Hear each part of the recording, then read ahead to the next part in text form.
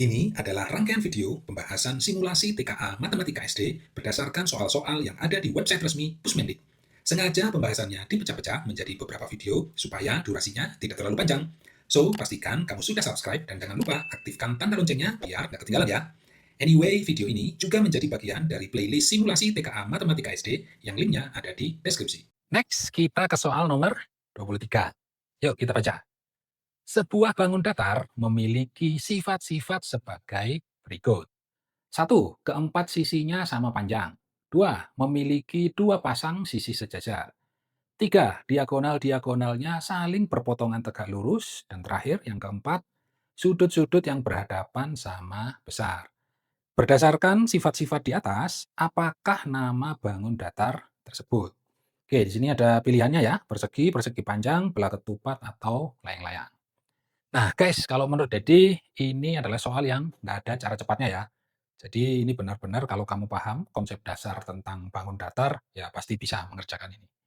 Oke, kita lihat ya, kita evaluasi sifat-sifat yang empat ini. Pertama, di sini dibilang bahwa keempat sisinya sama panjang. Nah, lihat deh, keempat sisinya. Dari sini aja udah jelas ya, sisinya ada empat. Jadi nggak mungkin segitiga, nggak mungkin lingkaran, ya kan? Oke, ini dua udah kecoret. Terus sama panjang. Nah, berarti mungkin nggak persegi panjang? Nggak mungkin ya, karena ini kan apakah keempat sisinya sama panjang kan? Enggak ya. Oke, berarti opsi B pasti bukan. Terus mana lagi? Layang-layang, mungkin nggak layang-layang? Nah, layang-layang kan gini ya, kan keempat sisinya nggak sama ya. Oke, jadi yang layang-layang juga bukan. Nah, dari sini aja ya, baru mengevaluasi sifat pertama, ini opsi jawabannya tinggal dua ya. Kalau nggak persegi, oke, ini dari gambar dulu. Oke, gini. Atau yang C, belah ketupat. Kira-kira. Ah, seperti ini. Oke, sekarang kita lihat sifat yang kedua. Memiliki dua pasang sisi sejajar. Oke, kalau ini benar ya. Ini kan, ini sama ini sejajar. Kalau belah ketupat yang ini sejajar, yang ini sejajar. Itu kan? Oke. Yang ketiga, diagonal-diagonalnya saling berpotongan tegak lurus. Oke, kita cek ya. Oke, ini dikasih dulu diagonalnya. Oke, kurang lebih seperti ini. Terus yang belah ketupat juga demikian. Oke. Kalau kita lihat, dua-duanya tegak lurus ya. Ini kan tegak lurus gini kan. Nah, ini yang belah ketupat ini lebih jelas ya.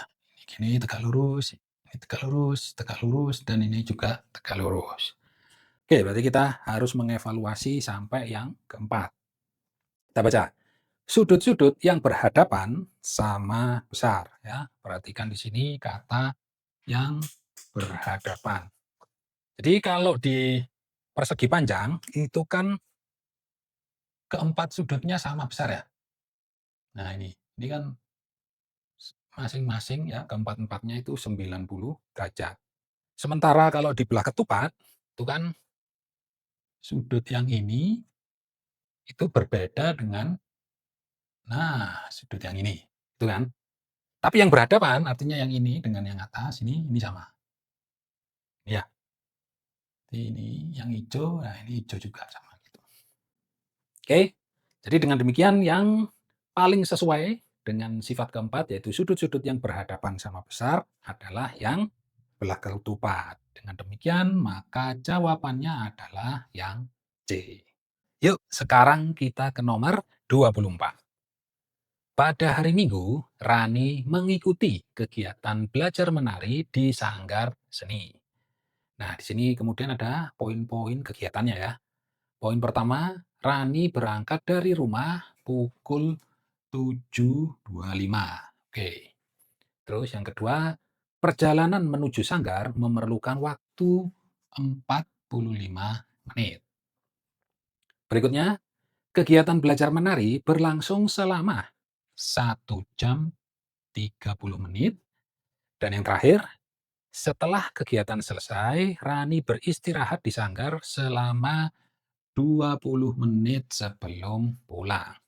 Nah, pertanyaannya adalah, pukul berapakah Rani meninggalkan sanggar untuk pulang? Oke ya, ini ada 4 opsi jawaban dan kalau kita lihat jawabannya ini dalam bentuk waktu ya. Artinya ini jam, terus ini menit gitu. Oke. Nah, sekarang yuk kita petakan dulu ya. Ini jadi pakai cara pertama dulu. Bahwa awalnya kan Rani berangkat dari rumah itu jam 7.25. Oke. Nah, terus dia perjalanan, udah ditulis di sini, perjalanan. Itu butuh waktu 45 menit, lalu dia nyampe dan belajar menari selama 1 jam 30 menit, 35 menit, sorry. Dan terakhir sebelum pulang, Rani istirahat ya. Ini ditulis rehat selama 20 menit. Oke. Nah, jadi untuk mengetahui kapan Rani meninggalkan sanggar untuk pulang kan kita perlu menjumlahkan yang ini ya. Nah, kayak gini nih. Gitu kan. Ini 45 menit, ini 1 jam 35 menit, dan ini 20 menit. Nah, supaya enak tentu satuannya kalau bisa sama kan. Maka yang 1 jam 35 menit ini kita ubah semuanya dalam bentuk menit. 1 jam itu kan 60 menit ya. Oke, 60 tambah 35, 95. Oke, good. Ini kan 95 ditambah 45 ditambah yang ini 20. Nah, ini berapa? 45 tambah 95? Oke, kalau pengen gampang kita bisa gini ya, ini kan Daddy ngelihatnya, 95 nih, nanggung 5 lagi dia 100. Maka yang Daddy lakukan adalah 45-nya ini udah diubah jadi 40 plus 5, ini kan, ya kan, ini kan 45. Nah, kemudian 5-nya udah ditambahkan dulu sini.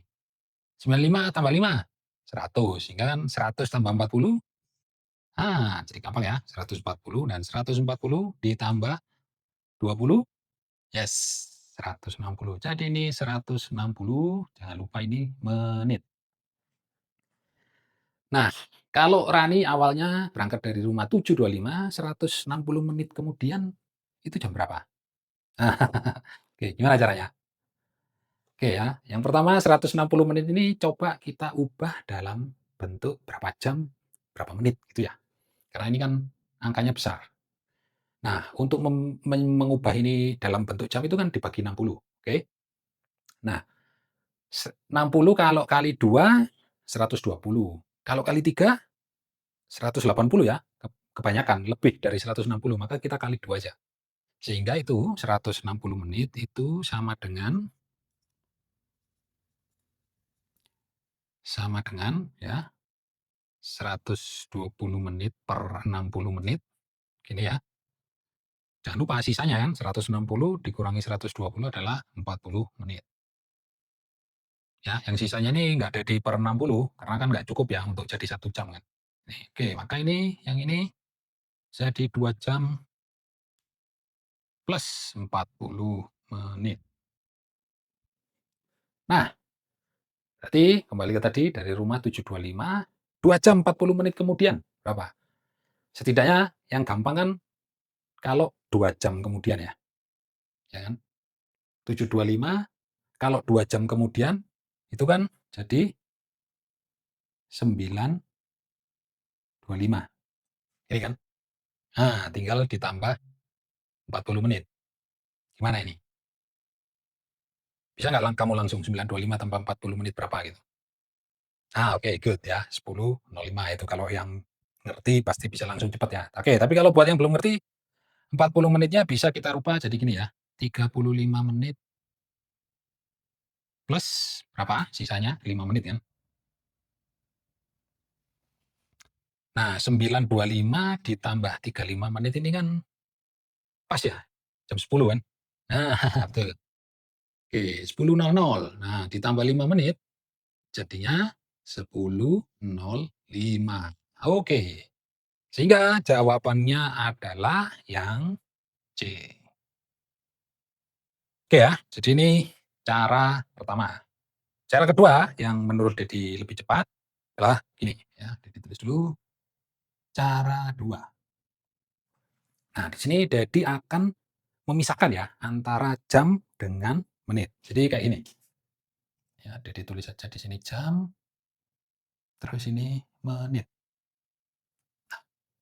Awalnya kan berangkat dari rumah adalah 7.25. Nah, Dedi pisahin gini ya, jamnya 7 terus menitnya 25. Lalu perjalanan menuju Sanggar 45 menit. Oke, karena menit aja Dedi tulis gini, ya kan? Kan nggak ada jamnya ya yang perjalanan. Terus kegiatan belajar menarinya 1 jam 35 menit. Oke, Dedi tulis di sini 1 jam 35 menit. Dan terakhir istirahat 20 menit. Oke, Dedi tulis di sini. Nah, kalau sudah gini Dedi jumlahin ya satu-satu. Jam 7 tambah 1 kan berarti 8 ya. Artinya ini jam 8.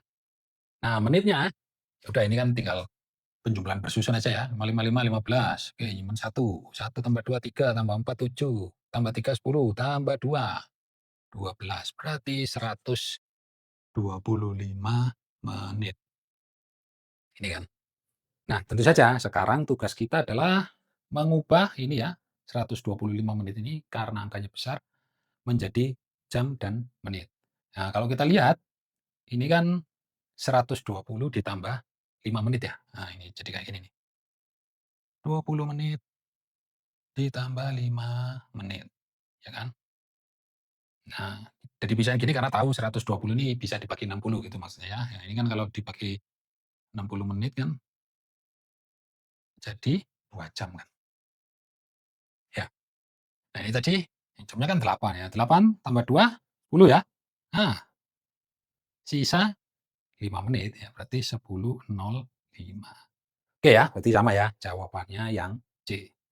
Oke ya guys, jadi itu cara menjawab soal nomor 24 ya. Ini Dedi kasih 2 cara, ya mana yang kamu pilih terserah ya. Tapi kalau Dedi merasa lebih gampang dan lebih cepat yang ini.